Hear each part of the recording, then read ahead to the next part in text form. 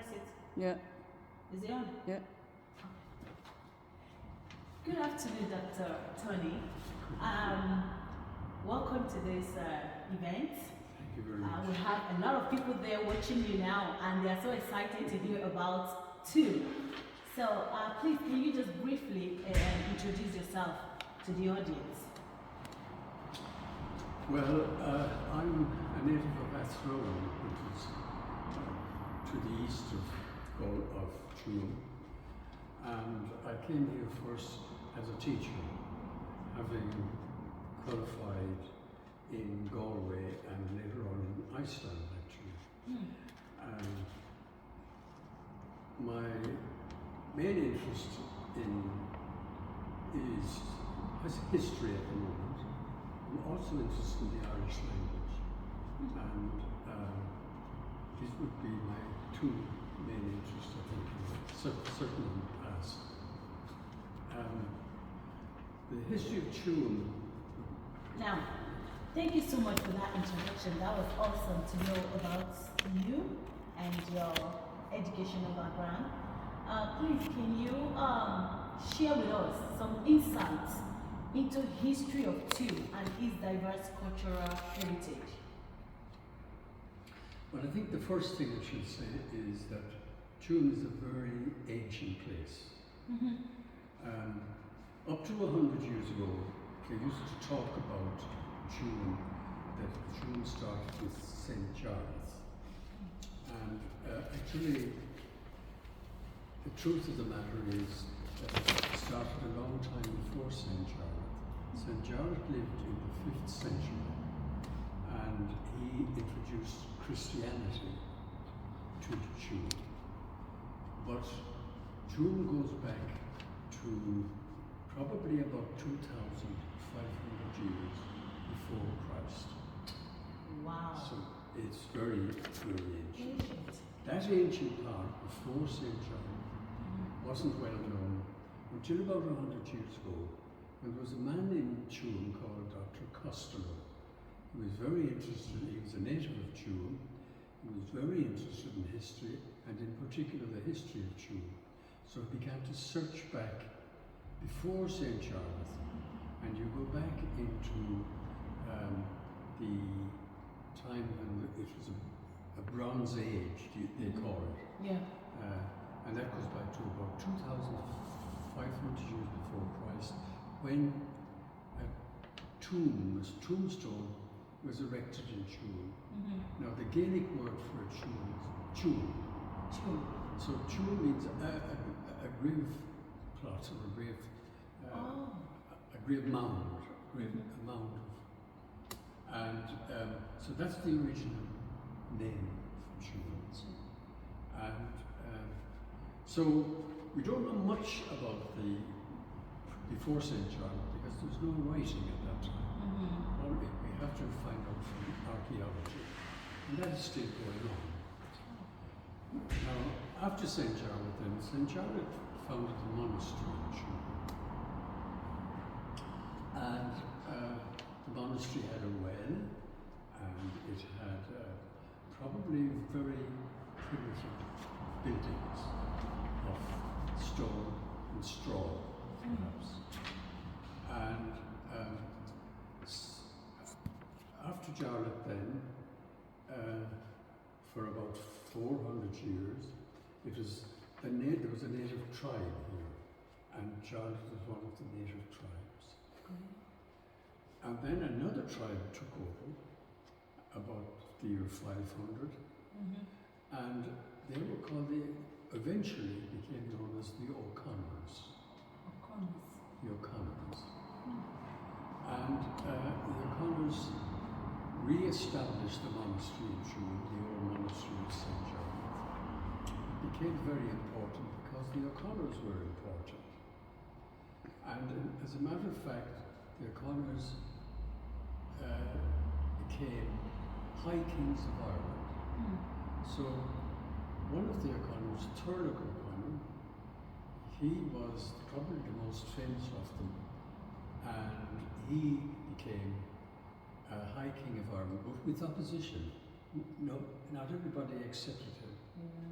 But But at the same time, he was important enough to improve the monastery, to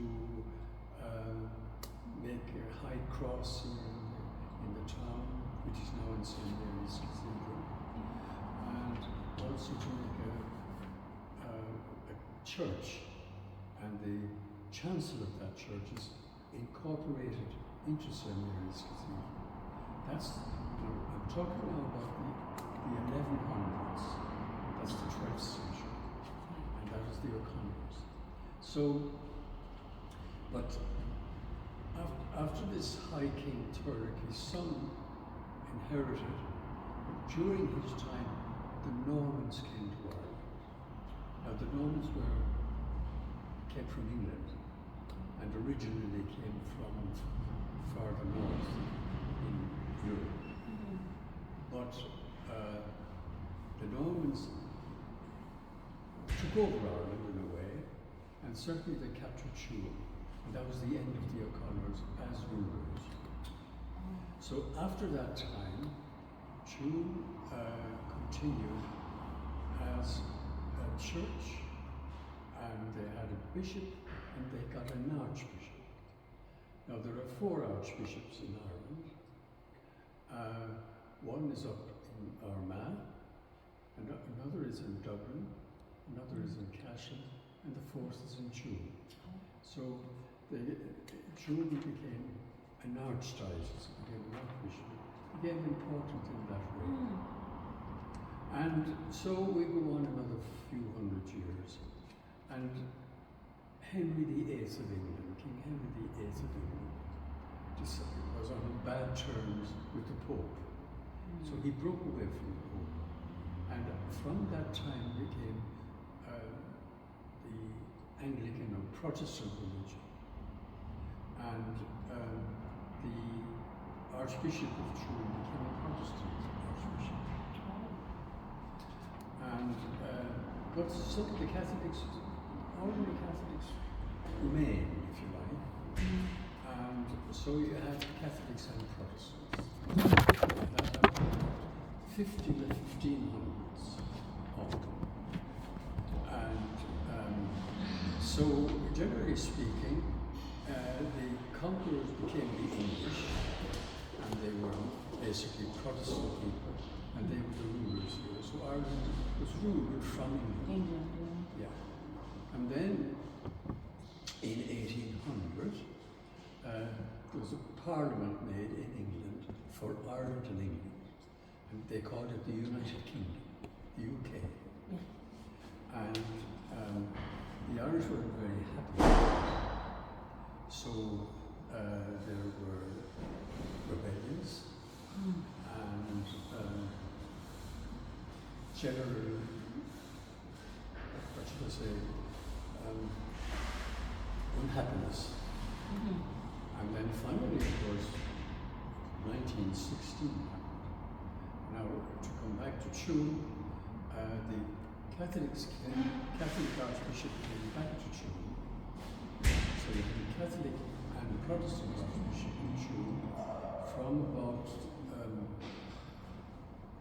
1815. So you have Catholics and Protestants in Tuam. When Ireland broke away from England, the Protestant numbers got smaller. So there's a small number of Protestants here in Tuam now, and the majority are of the Catholic tradition. Yeah. Cool. Does that make sense? Yeah, it is. Did you pause? No. See, I might be talking to her. Hello, Tony. How have the various immigrants communities contributed to the cultural landscape of Tuam over the years? I think the first thing to say is that because Tuam was a poor place in the past, people didn't come here. It was only the last 10 years that foreigners, what we call foreigners, came to Tuam. And now, of course, there are people from many parts of the world in Tuam, and they're contributing to the culture of the place. And it's a very positive move, I think, for that to happen. Hi, Dr. Tony. Can you recall any memorable stories or accounts about the rich diversity of cultures in Tuam? Oh, give me a moment for that. Hi, Dr. Tony. Can you recall any memorable stories or accounts about the rich diversity of cultures in Tuam? That's something else. Can you recall, Dr. Tony, any memorable accounts about the rich diversity of cultures in Tuam? Well, I think in the case of music, Tuam has a good reputation in the past and in the present with the Southerners. So music has been very prominent in Tuam, even for centuries. Then of course we have drama. Drama is also something that's practiced with great success in Tuam. Tuam has done very well in drama in the past. Now, Tony, I would like to ask you a question. In your opinion, what role does cultural heritage play in fostering community cohesion and understanding? I think it has a very big role to play. If, for example, you think of music, music has a very wide appeal in Ireland, and it's played in every locality in the country, and that brings people together, gets people to understand each other together, to enjoy each other together, and I think that's a very important aspect.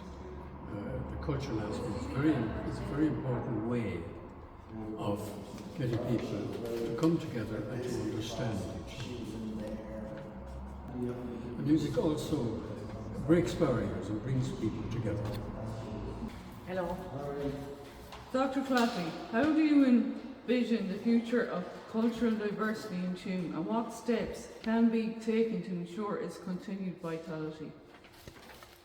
I think the best steps to be taken are to continue with cultural events and to bring the various people together from their various backgrounds, to have an event that would attract people from the outside into Tuam. Tuam would appreciate that, and I think the participants would get great value from it. Okay. No. Okay, Doctor, it's been an amazing interview with you, and thank you so much for your time. I know your time is so precious.